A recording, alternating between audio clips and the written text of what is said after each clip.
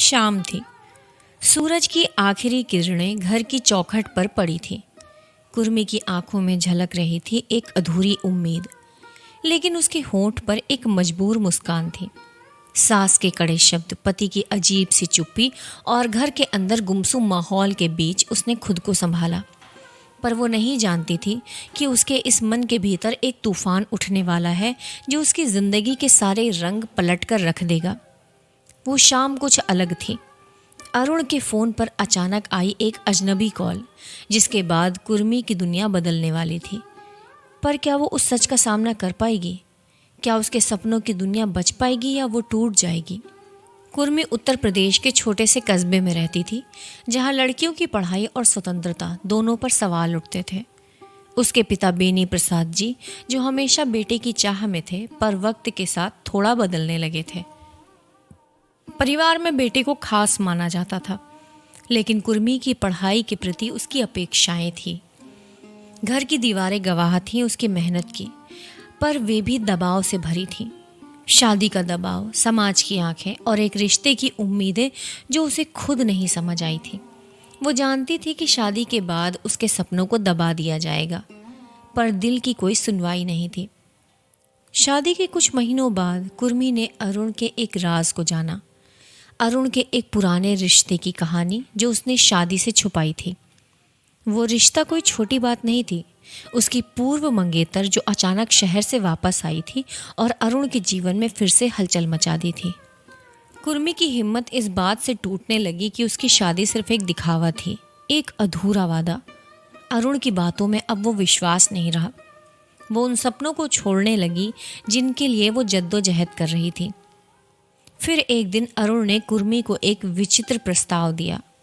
वो दोनों 1 महीने के लिए अलग रहेंगे, बिना कोई संपर्क, ताकि वे समझ सकें कि ये रिश्ता चल सकता है या नहीं। ये सुनकर कुर्मी चौंक गई।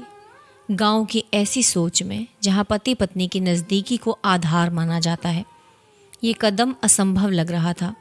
पर अरुण का गंभीर चेहरा और उसकी आंखों में झलकती चिंता ने कुर्मी को मानने पर मजबूर कर दिया। अलगाव के महीने में कुर्मी ने अपनी पढ़ाई में और मन लगाया। उसने अपने अंदर की ताकत खोजी, लेकिन दिल के किसी कोने में अरुण की कमी भी महसूस की।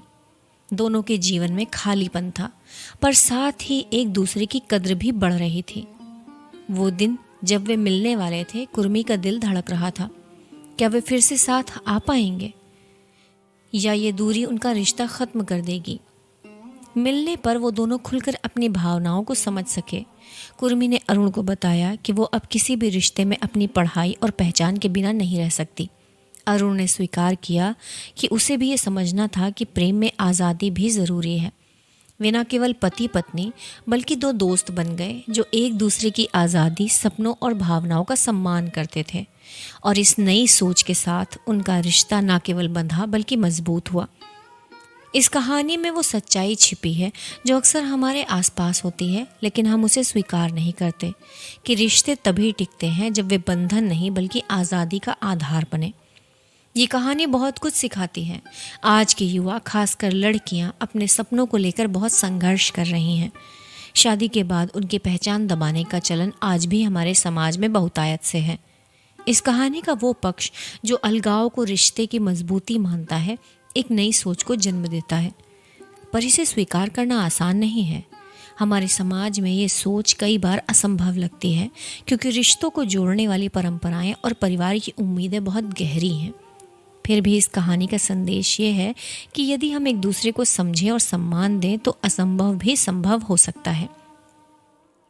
कमेंट बॉक्स में ज़रूर बताइए कि क्या आप अपने सपनों के साथ समझौता कर सकते हैं? अगर कर सकते हैं तो क्यों, और अगर नहीं कर सकते तो आपके पार्टनर को ये समझौता क्यों करना चाहिए? ज़रूर सोचिएगा और मुझे अपने विचार ज़रूर बताइएगा। इसके अलावा इस चैनल पर और भी बहुत अच्छी कहानियाँ हैं, इसलिए आपको कथावाणी चैनल को ज़रूर सब्सक्राइब करना चाहिए। मिलते हैं आपसे अगली कहानी में। धन्यवाद।